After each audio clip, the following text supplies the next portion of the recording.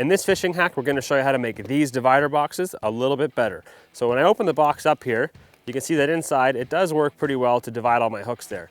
But as you take a closer look, you'll see that some of the hooks can tend to jump over the dividers and hook into each other and just be a little bit annoying, and we're gonna show you how to fix that.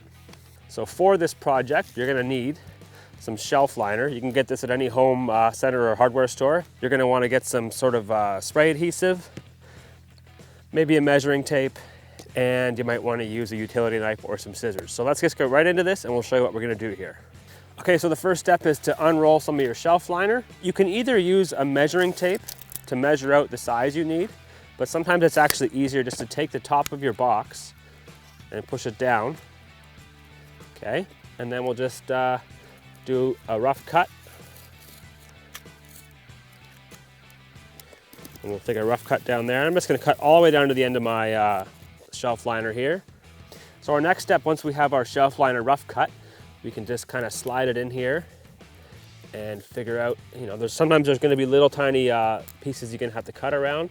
So you just stick your utility knife in there and slice that off, and you can just pull that piece out. You may have to do a little bit of trimming here and there. Okay, so once you've got your shelf liner trimmed to fit on the top of your divider box here, just take some spray adhesive, give a couple shots. Some of them come in an aerosol can, which might actually be a bit easier to use than a pump. And then we just lay it on top there and push it down to fit.